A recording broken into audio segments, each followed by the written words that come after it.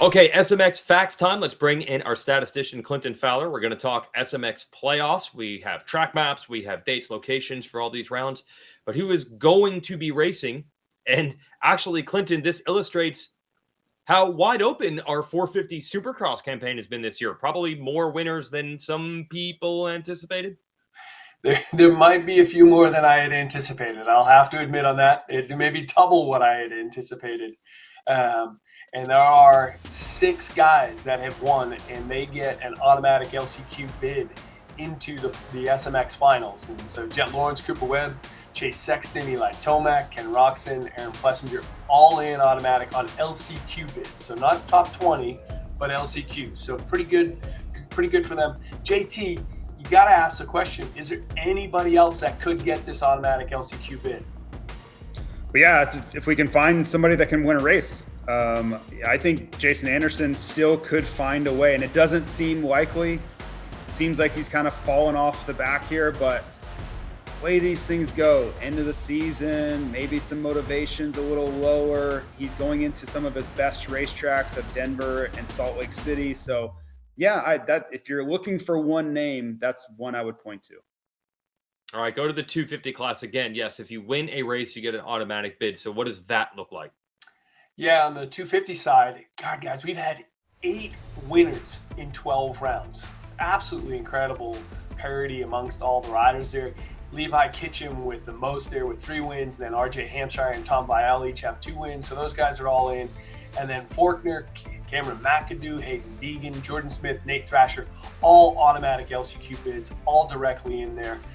And I think there's still a couple of guys on the bubble here that could win. JT, who do you pick out of those guys?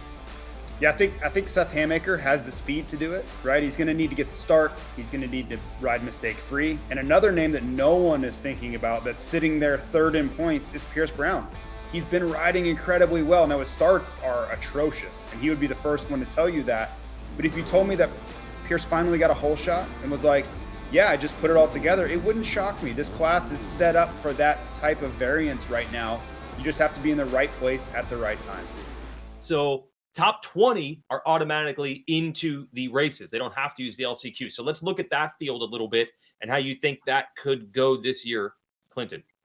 Yeah, I think the cutoff point for the top 20 in the 450s is going to be 155 points. That's adjusting for the slight change in Supercross points this year to align with Pro Motocross.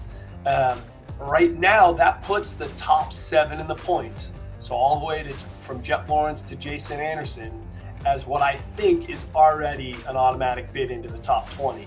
And if anything, if it's just like last year, then I would expect the top 10 of the Supercross guys to make it in.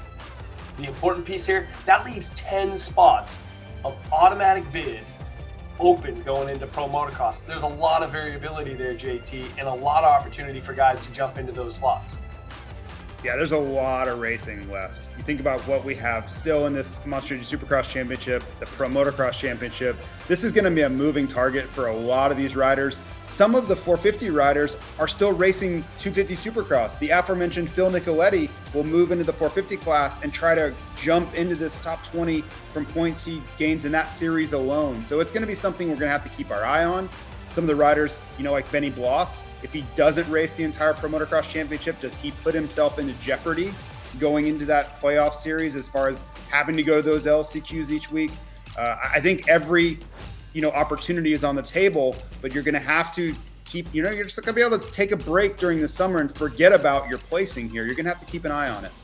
So let's get to the same exercise here in the 250s. Yeah, in the 250s, 152 points is that cutoff point, or what I think is going to be that cutoff point. And again, maybe people notice how much dollars is on the line, what Colt Nichols did last year, and we see a few more people show up, and maybe these lines go up.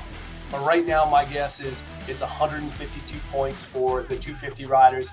At the moment, there's only one rider that's automatically in there and above that line, which is Levi Kitchen, who we've seen last weekend sweep that Triple Crown, having an incredible season. Nobody else is in there, but I expect by the end of the season, the top 5 in the 250s will have a top 20 automatic bid and be locked in there. And again, JT, that leaves 15 slots and a whole heck of a lot of racing going into pro motocross.